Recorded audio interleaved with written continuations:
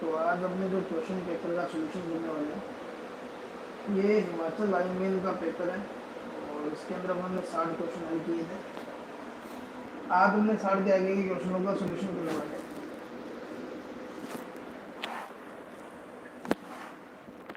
तो सेशन को like share कर दीजिए और 61 नंबर क्वेश्चन से स्टार्ट करेंगे क्योंकि हमने 60 क्वेश्चन कर लिए थे। टेक्निकल के इसके अंदर क्वेश्चनों की संख्या रहती है 120 रहती है और इस बार ये पेपर जो होगा आपका 2 सितंबर में आने वाला है। तो पहला क्वेश्चन आपको देखो क्या दिया गया है।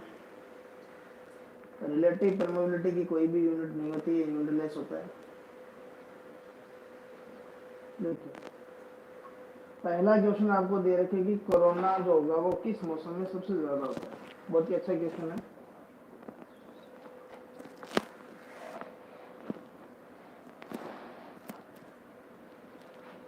तो यहाँ से अगर मैं बात करूँ तो कोरोना जो होगा वो किस मौसम में घटित होगा, तो वो ध्यान रखना ह्यूमिडिटी मौसम जो होता है, यानी कि ए इस क्वेश्चन का राइट आंसर होगा। देवराज चौहान का बिल्कुल सही है और ये क्या है, प्रिंस इनका भी बिल्कुल करेक्ट आंसर है। तो ग्रुप में आप लोग इसको एक बार शेयर कर दीजिए। तो कोरोना जो होगा वो यहाँ होगा, इस क्वेश्चन का एक करेक्ट आंसर होगा। अगला देखिए, अगला क्वेश्चन है कि जो कोरोना के कारण पावर लॉस होगा वो किसके अनुपात में होता है। बहुत ही अच्छा क्वेश्चन है। चालकों के जो बीच में जो गैप होगा उस पर डिपेंड करेगा, चालक की त्रिज्या पर करेगा या सप्लाई फ्रिक्वेंसी पर करेगा। इसका मैं एक चीज बताता हूँ। देखो जिनके पास 2.0 बुक है उसके अंदर ये पूरा डाटा मैंने फिल किया। कोरोना लॉस होगा वो ध्यान रखना F+25 होता है। इसका मतलब अगर आपको एक फ्रिक्वेंसी पर कोरोना लॉस दे दे, आवाज कम आ रही है, अब चेक कीजिए। एक फ्रिक्वेंसी पर अगर आपको कोरोना लॉस दे दे और दूसरे पर अगर आपसे पूछ ले तो आप लोग इस तरीके से फार्मूले का इस्तेमाल करोगे और कोरोना लॉस जो लिया जाता है वो किलोवाट प्रति किलोमीटर में लिया जाता है। तो ये थोड़ा सा ध्यान रखेंगे। इसका मतलब फ्रिक्वेंसी के समानुपात में आएगा। बिल्कुल प्रिंस का बिल्कुल सही है, देवराज चौहान का भी सही है यहाँ पर। तो सारे कंसेप्ट है आपको बुक अगर जिसके पास 2.0 या त्रिशूल, आपका न्यूमेरिकल भी गलत नहीं होगा, थियोटिकल डाटा भी नहीं होगा, ये मेरा पूरा विश्वास है। और जिस दिन जिसके पास अगर आप पेपर से मिलान करेंगे तो आपको बहुत सारे क्वेश्चन, बहुत सारे क्या लगभग क्वेश्चन 90-95% मेरा जहाँ तक आइडिया है कि आपको वो जरूर मिलेंगे। क्वेश्चन भी सेम टू सेम मिल जाएंगे। अगला है कि insulator use in guy cable. Guy cable क्या होती है कि जो ये तार आप लोग तिरछा लगाते हो, इसके बारे में बात हो रही है। तो तिरछे तार के अंदर आप लोग किस प्रकार का इंसुलेटर यूज करेंगे। आशीष का भी बिल्कुल सही है और प्रिंस का भी बिल्कुल सही है।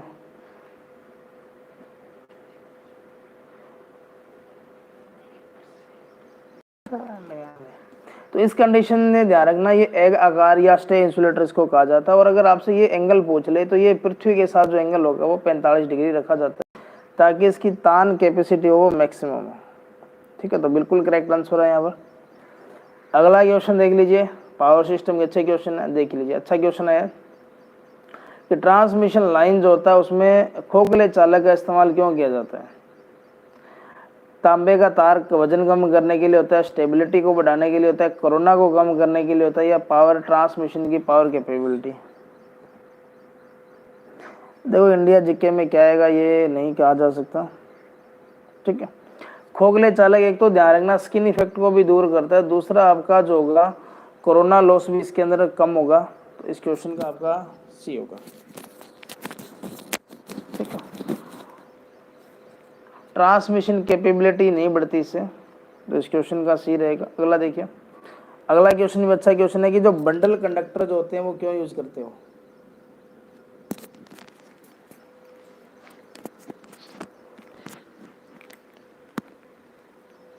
तो बताइए यहाँ से इस क्वेश्चन का आंसर दीजिए।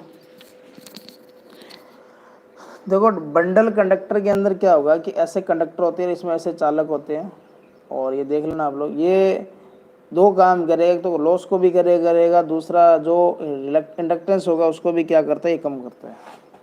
तो लाइन का इंडक्टेंस और कोरोना लॉस दोनों को कम करेगा। देवराज, प्रिंस, सुंदरलाल, आशीष बिल्कुल, हेमंत का भी सही है यहाँ पर। डी इस क्वेश्चन का राइट आंसर होगा। अच्छे क्वेश्चन है ये, ध्यान रखना। देखो पावर सिस्टम के क्वेश्चन चल रहे हैं कि ट्रांसमिशन लाइन के अंदर जो चार्जिंग करंट होती है वो काम क्या करती है। तो बताइए इस क्वेश्चन का आंसर।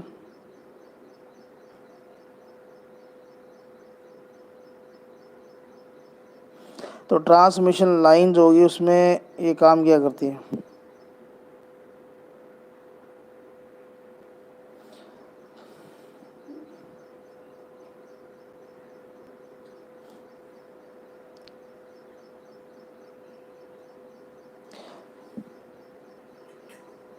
लाइन की हानियों को कम करेगी, उसके हानियों को बढ़ाएगी, will not be effect of loss.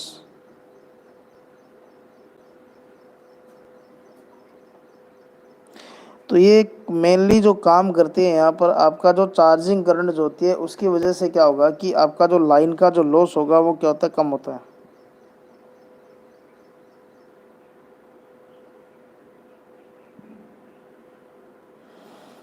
तो यहाँ से आपका जो करेक्ट आंसर जो होगा वो क्या होगा,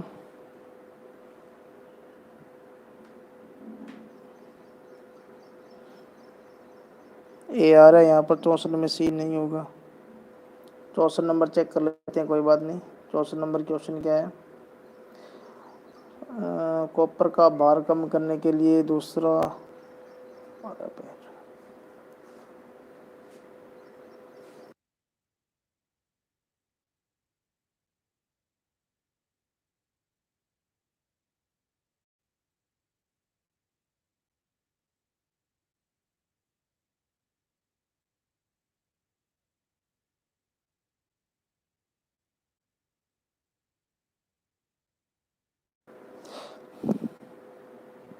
चलो इस क्वेश्चन पर अपने एंडिंग में बात करेंगे। अगला क्वेश्चन देखते हैं। क्वेश्चन है कि जो रिंग में जो प्रणाली जो होती है वो मोर रिलायबल है, मतलब विश्वसनीय होती है, इसके कारण क्या है। तो इसका कारण आप लोग बता दीजिए, क्या इसका रीजन रहेगा।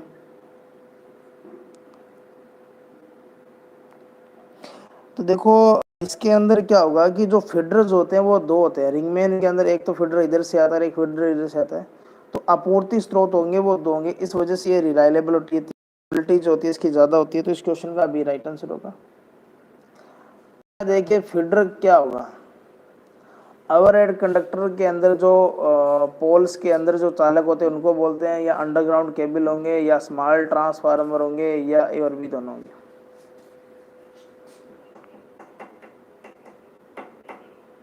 राजस्थान के देखो इलेक्ट्रिकल का जो पोर्शन जो होता है वो सेम ही होता है, ये थोड़ा सा ध्यान रखेंगे।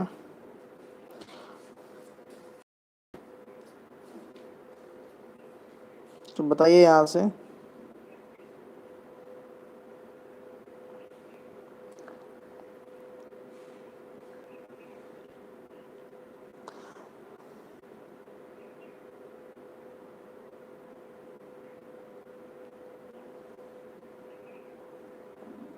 बिल्कुल ओवरहेड इस क्वेश्चन का राइट आंसर होगा। जो ओवरहेड कंडक्टरों के अंदर जो चालक इस्तेमाल करते हैं उनको फीडर कहा जाता है। तो अगला देखिए, अगला जो होता है उसके अंदर जो लाइनेज होती है उसको क्या कहा जाता है। तो उसके अंदर आप लोग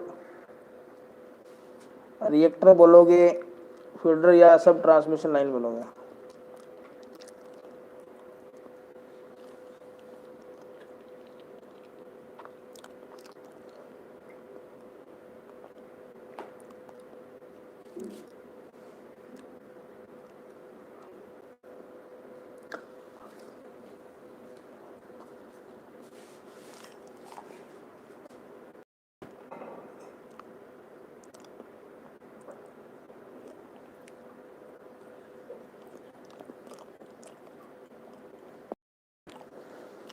देखो इसका रिएक्टर होगा नहीं, ये होगा फीडर। राइट आंसर होगा, जिनका फीडर है बिल्कुल सही है।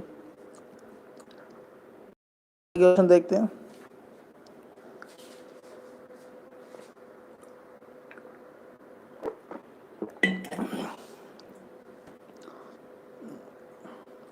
अगला क्वेश्चन है मोस्ट इंपॉर्टेंट क्वेश्चन है, रिपीटेबल क्वेश्चन है।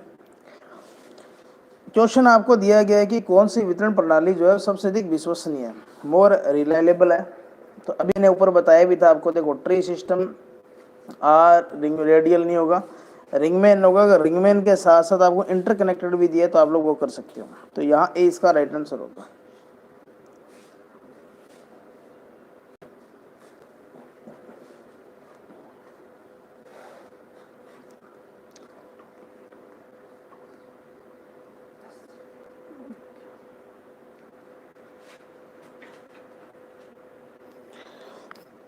बताइए यहाँ से इसका राइट आंसर दीजिए।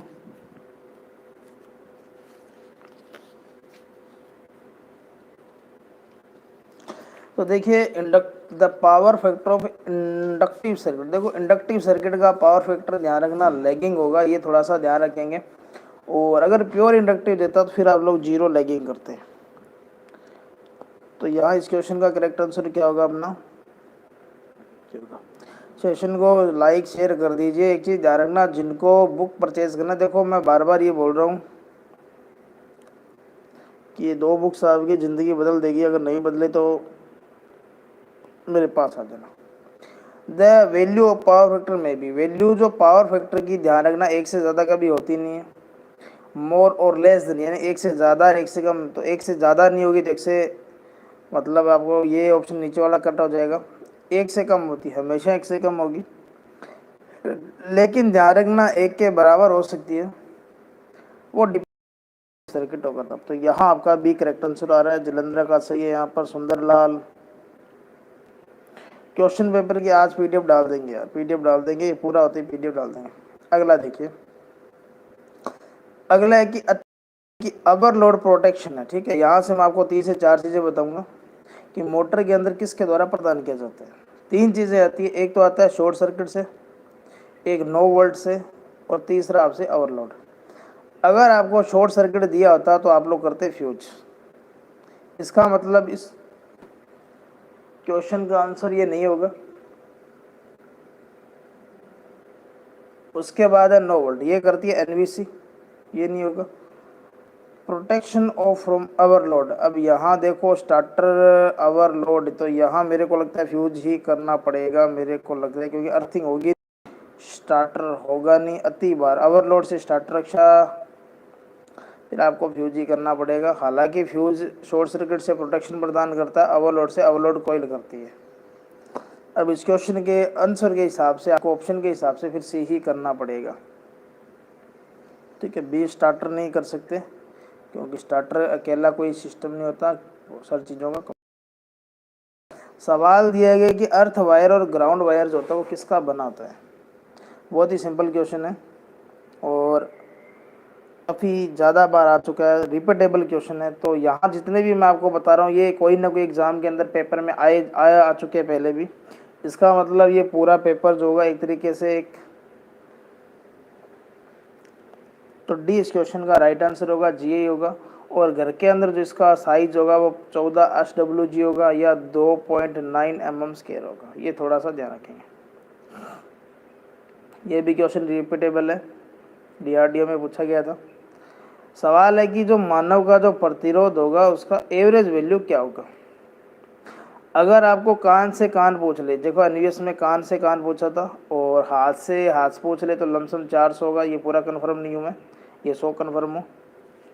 तो औसत प्रतिरोध आपसे पूछा गया, तो 75 का संदीप जाधव का बिल्कुल करेक्ट आंसर है। 100 रहेगा, 1000 रहेगा यहाँ पर। और सूखी अवस्था के अंदर कई बार क्या होता है वो 1000 नहीं देता, 1500 से 2000, तो भी आप लोग आइडिया लगा सकते हो। अगला देखिए, अगला है कि सोइल का जो रेजिस्टेंस होगा वो किस कारक पर डिपेंड करेगा। नमी पर करेगा, इलेक्ट्रोड, NaCl, NaCl का मतलब नमक होगा यहाँ पर। हेमंत का सही है, आशीष का सही है, बिल्कुल ये सारी बातों पर डिपेंड करेगा। अगला क्या दे रहा है कि moisture content in the soil, यानी कि अगर मृदा में नमी का अंश अगर बढ़ता है तो प्रतिरोधकता क्या होगी, ठीक है। बिल्कुल लाइक कर दिया करो, बिल्कुल फ्री है। सब्सक्राइब भी फ्री है। अगर अच्छी लगे तो क्लास सब्सक्राइब कर लिया करो, हम बार बार नहीं बोलते आप लोगों। तो आपका यहाँ आपको पता है कि भूमि का प्रतिरोध नमी बढ़ने पर घटेगा, तो बी जिनका बिल्कुल सही है। अजय राणा का डी गलत है यहाँ पर। अच्छा क्वेश्चन है, सिनेमा जो प्रोजेक्टर जो होते हैं उसमें किस प्रकार के लैंप का इस्तेमाल किया जाता है। Which of the following lamp is commonly used in cinema projector. Flood light का यूज इसमें किया जाता है, सामने गिरती है। तो यहाँ आपका जो आंसर होगा वो होगा कार्बन आर्क लैम्प। ठीक है, और ये एसी और डीसी दोनों सप्लाई पर ऑपरेट किया जा सकता है और इसका पावर फैक्टर काफ़ी कम होता है और इसके इलेक्ट्रोड अगर आपसे पूछ ले तो आर्क उसके कार्बन के बने होते हैं, नाम से ही पता चल रहा है। तो डी इस क्वेश्चन का करेक्ट आंसर होगा। अगला क्वेश्चन देख लीजिए कि सोडियम वाष्प लैंप जो होगा उसकी आंतरिक ट्यूब में कौन सी गैस भरी होती है। The gas inside the in discharge tube of A sodium vapour lamp. Sodium vapour lamp जब शुरू में जब उसका होता है तो इसका प्रकाश लाल गुलाबी होता है और पूरा जब प्रकाशित हो जाएगा तो पीला हो जाएगा। ये मोनोक्रोमेटिक यानी एक वर्णीय प्रकाश देगा और इसके अंदर गैस जो भरेंगे वो आर्गन गैस भरी जाती है। ठीक है, और इसकी जो वर्किंग आयु है लमसम 6000 घंटे होती है। ठीक है, तो ये थोड़ा सा ध्यान रखेंगे, इलेक्ट्रोटंगस्टन के बने होते हैं। अब ये क्वेश्चन देखो, बढ़िया प्रश्न आ गया कि सोडियम वाष्प लैंप जो होगा वो उत्तम दक्षता से परिचालित होगा। ये एक एक डाटा मिलान कर लेना, आपको ये डाटा भी मिल जाएगा बुक के अंदर। High pressure sodium vapour lamp के बारे में बात हो रही है, हालांकि इसमें दिया नहीं। तो इसका राजेश कुमार ने ए दिए, हेमंत जलंधरा ने बी दिए। यहाँ पर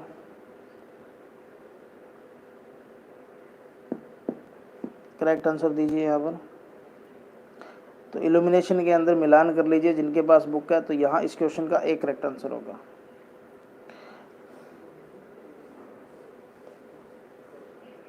अगला क्वेश्चन देखो कि जो पार्किंग प्लेस होंगे वहाँ इल्यूमिनेशन जो होगा वो कितना आपको चाहिए।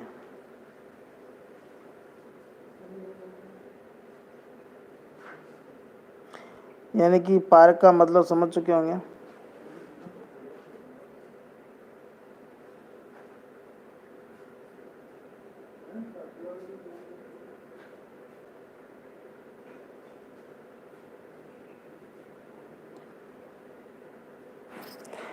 तो ये थोड़ा सा वैसे डाउटफुल है और फिर भी चलो अपने आइडिया लगा लेते हैं।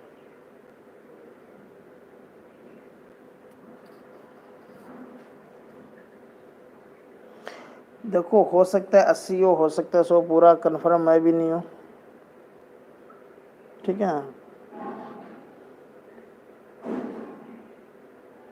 80 या 100 के आसपास इसका होना चाहिए। तो शायद मेरे ख्याल से 80 होगा शायद, जहाँ तक। तो अभी मैं इसको मार्क करके छोड़ रहा हूँ, नेक्स्ट सेशन में इसके अंदर बात करेंगे। एक देखिए जो एक वीडियो थी जिसके अंदर मैंने शायद पी टाइप सेमीकंडक्टर या शायद पीएनपी ट्रांजिस्टर था शायद, और उसके अंदर मैंने होल पर इलेक्ट्रॉन पर क्लिक कर दिया। तो वो थोड़ा सा ध्यान रखना, इलेक्ट्रॉन होता है उसमें, कई बार बोलने में हो जाता है, दिमाग में सही चलता है लेकिन राइट आंसर अलग लगा देते हैं। अगर है कि इल्यूमिनेशन फ्लक्स की यूनिट क्या होती है, तो फ्लक्स आपसे पूछा गया तो ल्यूमेन होगा। कैंडला प्रदीप्ति तीव्रता की होगी और लक्स आपको पता है प्रदीप्ति की मात्रा यूनिट होती है। ठीक है, तो यहाँ आपका एक करेक्ट आंसर होगा। अब प्रदीप्ति के क्वेश्चन स्टार्ट हो चुके हैं, देखिए। अब प्रदीप्ति के 2-3 क्वेश्चन डालने थे उन्होंने। एक चीज़ मैं आपको बार बार बोल रहा हूँ कि कोई भी कंपटीशन एग्जाम देंगे तो एक चीज़ ध्यान से कभी गौर करना इस चीज़ के ऊपर, पुराने पेपर से पता चल जाएगा। अगर उसने ट्रांसफार्मर के 5 क्वेश्चन डालने तो वो लगातार 5 क्वेश्चन डालेगा। समझ में आएगी, वो छांट छांट कैसे नहीं करता। तो उसी तरीके से ध्यान रखना, ठोस कौन, सॉलिड, सॉलिड से ऐसे स्टेडियन, तो स्टेडियन होगा और तलीय एंगल जो होगा उसका रेडियन में मान होता है। तो यहाँ आपका बी करेक्ट आंसर होगा। सॉलिड एंगल की जो वैल्यू होगी वो ध्यान रखना 4 पाई होती है।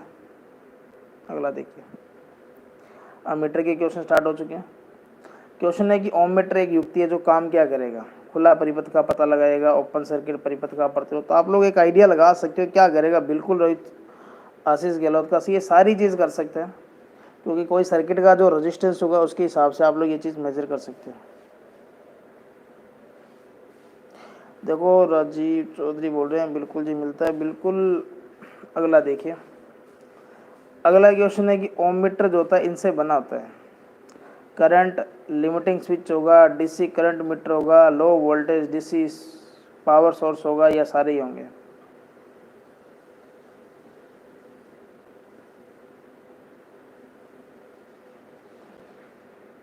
अगर इलेक्ट्रॉनिक्स डालना स्टार्ट कर दी तो 15 क्वेश्चन 20 क्वेश्चन जितने डालेंगे तो बिल्कुल इस क्वेश्चन का डी आंसर आ रहा है लगभग सभी का। तो डी होगा, करंट लिमिटिंग होता है, ये भी होगा और ये भी होगा, तीनों चीज़ होगी। अब देखो मीटर के क्वेश्चन चल रहे हैं, जब मीटर के ख़त्म कर देंगे तो उसके बाद कोई और नया सेशन आ जाए। अगला क्वेश्चन है कि मेगर जो होगा वो क्या चीज़ मेगर जो होगा वो क्या चीज़ मेजरमेंट करता है, किसके मापन के लिए मेगर का इस्तेमाल करते हैं। 86 का बी आ चुका है, बिल्कुल आशीष का सही है, रमन बिल्कुल, प्रिंस का गलत है यहाँ पर, जिनका भी। ये इंसुलेशन का मापन करेगा, अर्थ का प्रतिरोध जो होगा ये मापन करता है अर्थ टेस्टर, और इंसुलेशन का रेजिस्टेंस होगा ये मेगा के अंदर मापेगा, तो मेगा ओम के अंदर रेजिस्टेंस का मेजरमेंट करता है, और इसको इंसुलेशन टेस्टर भी कहा जाता है। अब मशीन के स्टार्ट हो चुके हैं। सवाल है कि rotating part of DC machine क्या कहलाता है। रोटेटिंग पार्ट आपसे पूछा गया, तो रोटेटिंग पार्ट जो होगा किसको कहा जाता है। आशीष गहलोत का गलत है यहाँ पर। देखो रोटर जो होगा वो रोटेटिंग पार्ट है, स्टेटर जो होगा स्थिर होगा। अब रोटेटिंग पार्ट के ऊपर अगर आपका रोटर के ऊपर आर्मेचर भी हो सकता है, फिर भी, हालांकि डीसी मशीन के अंदर आर्मेचर रखा जाता है, ठीक है, लेकिन रोटेटिंग पार्ट, रोटर का मतलब ही क्या होता है, घूमने वाला भाग, तो आप लोग यहाँ रोटर गिरेंगे, आर्मेचर नहीं गिरेंगे। क्वेश्चन है कि किसके कारण से जो अवशिष्ट चुंबकत्व जनरेटर जो होगा वो खत्म कर देगा।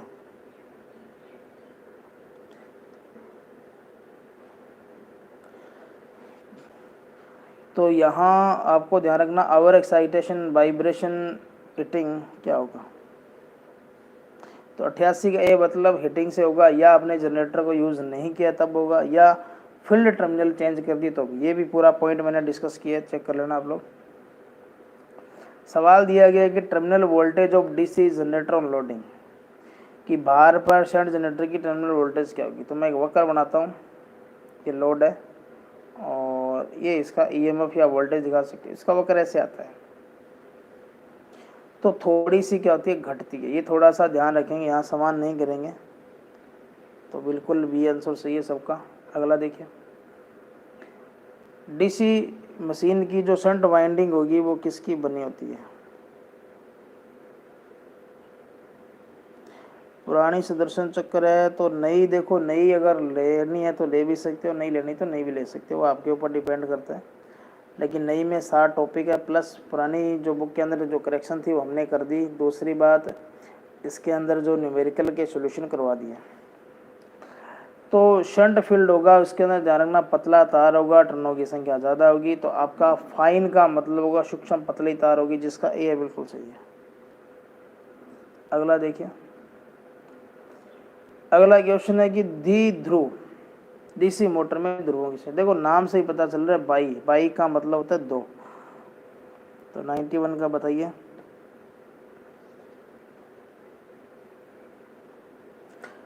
तो 91 नंबर क्वेश्चन का राइट आंसर क्या जाएगा, सी। तो सी इस क्वेश्चन का करेक्ट आंसर होगा। अगला क्वेश्चन देखो कि डीसी मोटर की जो स्पीड होती है वो क्या होती है। तो आपको पता है कि जो स्पीड होगा वो ईबी होगा और फाई होगा, ये होगा, स्थिर रहती है, कैंसिल हो जाएगा, डायरेक्टली प्रोपोर्शनल फ्लक्स के व्युत्क्रमानुपाती है। अगर ये कैंसिल हो गया, ये कैंसिल हो गया, तो आपके पास एक ऑप्शन बचेगा, बे के समानुपात में होगा, सी इसका राइट आंसर होगा। बिल्कुल सही आंसर आ रहा है। अगला क्वेश्चन देखिए कि क्रेन और होइस्ट जो होता है, होइस्ट का मतलब उत्तोलक होता है, इनके अंदर किस डीसी मोटर को वरीयता देंगे। अब यहाँ से ध्यान रखना कि इसके अंदर टॉर्क चाहिए, हाई चाहिए, और टॉर्क अगर आपको हाई चाहिए तो इस कंडीशन के अंदर आप लोग जो काम करेंगे, एक मोटर का यूज़ करेंगे, और इस मोटर का जो नाम होगा बिल्कुल सीरीज मोटर होगा। इस क्वेश्चन का राइट आंसर होगा। इसके अलावा ट्रैक्शन लोकोमोटिव, इसमें भी इसका इस्तेमाल किया जाता है। अगला क्वेश्चन देखिए, अगला है कि स्पीड कंट्रोल होगा जो वार्ड लियोनार्ड के अंदर अवेलेबल होगा। तो वार्ड लियोनार्ड में 3 मशीनों की आवश्यकता होती है। स्पीड कंट्रोल जो होगा, इस मेथड को voltage armature voltage control method कहा जाता है।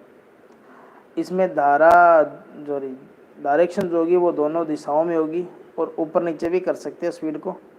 अब आपको एक दिशा ये करेंगे नहीं, ये दोनों दिशा वाला करना पड़ेगा, क्योंकि ये ऑप्शन एक ऑप्शन के अंदर होता तो आप लोग कर सकते थे, वरना हालांकि चाल निर्धारित चाल से ऊपर से भी कर सकते हैं, नीचे से भी, लेकिन 4 ऑप्शन अलग अलग है, उस हिसाब से आप लोग बी करोगे। सवाल अगला है कि डीसी मोटर जो होती है उसका स्टार्टिंग रेजिस्टेंस क्या होगा, आरंभिक रेजिस्टेंस होगा, वो आपसे पूछा गया है। कम होगा, 100 ओम के आसपास होगा, बहुत ज़्यादा होगा। तो 95 का आंसर आ रहा है यहाँ पर बी इसका करेक्ट आंसर होगा, बहुत कम होगा। और बी के में भी 0 होगा, इस वजह से आप लोग स्टार्टर का यूज़ करते हो। सवाल पूछा गया है कि डीसी मोटर जो होती है उसका पल्स ईएमएफ किस बात पर डिपेंड करता है। तो पल्स ईएमएफ का फार्मूला वही है, phi Z N P upon में क्या करेंगे 60A, ठीक है। और इस कंडीशन में आप लोग देखिए क्या होगा, सर्पी बल्ले के प्रकार डिपेंड नहीं करेगा, चालक के आकार पर नहीं करेगा, शेप पर नहीं करता। ए इसका राइट आंसर होगा, ए इसका क्या करेक्ट आंसर होगा।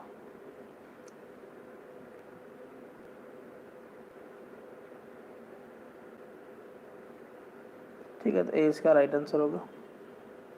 97 देखो, किसका मान बदलने के लिए ट्रांसफर, बहुत ही सिंपल, इतना इजी क्वेश्चन आपको ज़िंदगी में नहीं मिलेगा, बता दीजिए जल्दी जल्दी। 97 का ए, सुंदरलाल, आशीष, रतनेश, आशिक,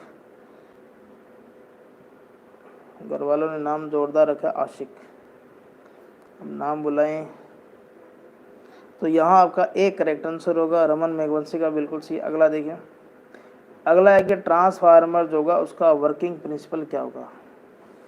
the working principle of a transformer is, तो 98 नंबर क्वेश्चन का आंसर आ चुका है। रत्नेश टेक ने म्यूचुअल इंडक्शन के ऊपर काम करेगा। अगर ये देता चौक या देता ऑटो ट्रांसफार्मर तो आपका आंसर ये होता, ठीक है। तो इस क्वेश्चन का आपका क्या राइट आंसर होगा, बी। अगला है कि ट्रांसफार्मर जो होगा वो किस पर ऑपरेट होता है, इकाई शक्ति गुणक पर होगा, इसका खुद का एक शक्ति गुणक होगा, विशिष्ट मान के या भार के शक्ति गुणक पर डिपेंड करेगा। 99 क्वेश्चन का आंसर दीजिए। तो आशीष का सही है बिल्कुल, देवराज चौहान का सही है, डी इसका राइट आंसर होगा, लोड पर डिपेंड करेगा। अगला है ट्रांसफार्मर जो होगा उसको किस में रेट किया जाता है। सिंपल क्वेश्चन है, अच्छा क्वेश्चन है, बिल्कुल आंसर आ चुका है। आशीष हेमंत का आंसर है, आशीष का भी केवीए बिल्कुल सही है, केवीए इसका राइट आंसर होगा। अल्टरनेटर को भी केवीए में रेट करेंगे। अगला क्वेश्चन है किलोवाट टू केवीए, किलोवाट ऊपर रखना है, केवीए नीचे रखना है। किलोवाट आपको पता है ये ट्रू पावर होती है और ये होती है अपरेंट पावर, तो इन दोनों का जो रेशियो होगा, आंसर आ चुका है बी, बिल्कुल ये पावर फैक्टर होगा, तो बी इस क्वेश्चन का राइट आंसर होगा। अगला जोरदार क्वेश्चन है, ध्यान से देखिए। अगले क्वेश्चन के अंदर आपको करना है कि ट्रांसफार्मर का वोल्टेज रेगुलेशन क्या है। अब इसमें थोड़ा सा गड़बड़ है, बाकी कर देंगे अपने, फिर भी देखते हैं कौन इसका राइट आंसर देगा।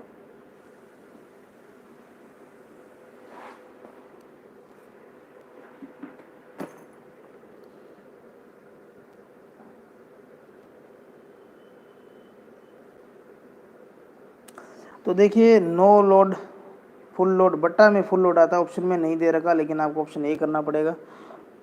तो ए इसका राइट आंसर होगा नहीं, इसका आएगा बी। ये स्पीड है, ध्यान रखना, सिंक्रोनस स्पीड है, तो ये हो नहीं सकता। ये भी स्पीड है, ये नहीं हो नहीं सकता, इसमें भी स्पीड नीचे, तो आप लोग वोल्टेज वाला रेशियो लेंगे, तो इस क्वेश्चन का सी राइट आंसर होगा। अगला क्वेश्चन है कि ऑटो ट्रांसफार्मर जो होगा उसका विशिष्ट उपयोग क्या है, टिपिकल यूज आपको बताना है।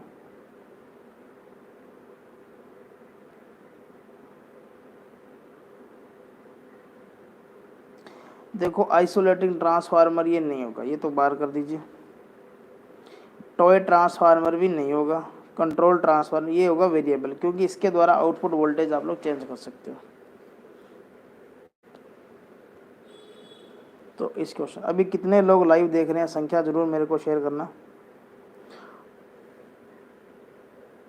और ये संख्या आप लोग बढ़ाने का प्रयास कीजिए ताकि मैं भी रेगुलर रखूँ।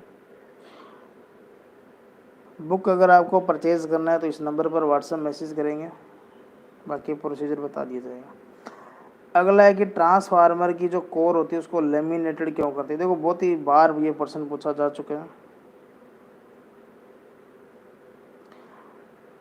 ट्रांसफार्मर कोर, तो आपको पता है कि ट्रांसफार्मर कोर लेमिनेशन करने से हानि कम होती है। अरे यार ये क्वेश्चन क्या कर दिया, minimise eddy current loss, reduce eddy current loss. ठीक है, मिनिमाइज का मतलब भी कम होता है, रिड्यूस का मतलब भी कम हो गया, तो ये शायद हो सकता है गलत ऑप्शन हो, ये हो सकता है क्वेश्चन को डिलीट किया गया हो, क्या किया गया हो, क्योंकि मिनिमाइज करने का मतलब न्यूनतम रखना ये भी सही है, घटाना ये भी सही है, तो आपका ये दोनों ही सही होगा मेरे ख्याल से। और हो सकता है कि इस क्वेश्चन को डिलीट किया गया या BOD दोनों से सेम है, क्योंकि दोनों का मतलब सेम है। ठीक है, तो इस क्वेश्चन का अपने BOD दोनों करेंगे। देखो ट्रांसफार्मर चल रहा है, लगभग 10 क्वेश्चन आपके सामने जरूर देखने को मिलेंगे। सवाल है कि ट्रांसफार्मर का तेल जो होगा वो किस रूप में इस्तेमाल किया जाता है, काम क्या करता है मेनली ट्रांसफार्मर तेल।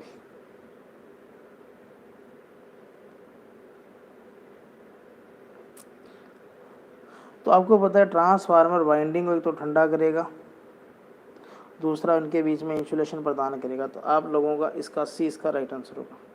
Die electric strength transformer oil की किसके बीच में चेंज होती है, थोड़ा सा कमेंट बॉक्स में कमेंट करेंगे। अगला है कि पावर ट्रांसफार्मर जो होगा उसमें बदलने वाली हानि क्या होगी। The loss which vary the load in a power transformer are. देखो लोड की वजह से जो चेंज होता है, आपको पता है कि भार के साथ, आपको पता है आइस के रार एक आनिया होती है जिसका नाम है ताम्बरानी, तो आपका ताम्बरानिया होगा। घर्षण आनी इसमें होती नहीं है, थोड़ा सा ध्यान रखेंगे, तो इस क्वेश्चन का आपका भी राइट आंसर होगा। अगला क्वेश्चन है बुकोल्ज रिले। देखो ट्रांसफार्मर की क्वेश्चन है, बुकोल्ज रिले आपको बताना है। बुकोल्ज रिले में आपको बता देता हूँ, ऑयल कूल्ड ट्रांसफार्मर में होती है, आंतरिक दोष से सुरक्षा प्रदान करती है, 2 फ्लोट होते हैं, मर्करी स्विच होते हैं, और ये गैस ऑपरेट डिवाइस है, तो गैस के कारण काम करती है, तो इस क्वेश्चन का डायरेक्ट आंसर होगा। अगला क्वेश्चन है ट्रांसफार्मर की 2 या अधिक रेटिंग हो सकती है, निर्भर करता है। ठीक है, रेटिंग मान लीजिए एक ट्रांसफार्मर उसकी रेटिंग 10 kV है, दूसरे की 15 kV, तो ये किस बात पर डिपेंड करेगा, कूलिंग का प्रकार होगा, इंसुलेशन का प्रकार होगा, कोर होगा, या वाइंडिंग पर डिपेंड करेगा।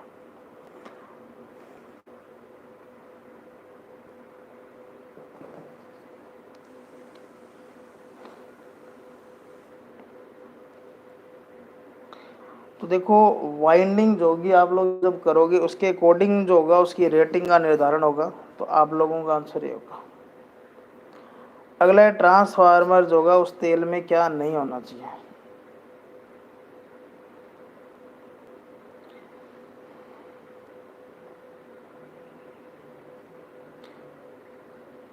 यहाँ थोड़ा सा गड़बड़ लग रहा है मेरे को, तो फिर भी देखो, हालांकि नमी तो नहीं होनी चाहिए, आपको पता है ट्रांसफार्मर तेल में जल और पंख ये क्या क्या बाकी नमी, इसका राइट आंसर होगा। अगला क्वेश्चन है कि ब्रीदर, ब्रीदर का मतलब होगा श्वासक में प्रयुक्त रसायन है, क्या चीज यूज करते हो। अच्छा क्वेश्चन है।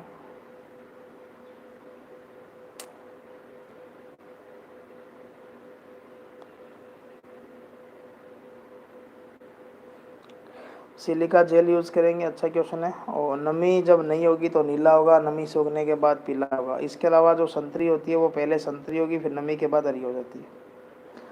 अगला RCCB का पूरा नाम बताइए। RCCB का पूरा नाम आप बताना है। और इलेक्ट्रिक शॉक से अगर आपसे पूछ रहे कौन सी चीज़ प्रोटेक्शन प्रदान करेगी, तो भी आप लोग बता सकते हो, तो आपका ए इसका करेक्ट आंसर होगा। रत्नेश सिंह का सही है, यहाँ पर नितिन ठाकुर का भी सही है, सुंदर लाल का भी सही है, हेमंत का भी सही है, वैभव का भी सही है, दीपक, देवराज, आशिक, नरेश का गलत है यहाँ पर। बुक का नाम है सुदर्शन चक्कर 2.0। अगला देखिए, अगला है कि जो ट्रांसफार्मर जो होगा उसके अंदर जो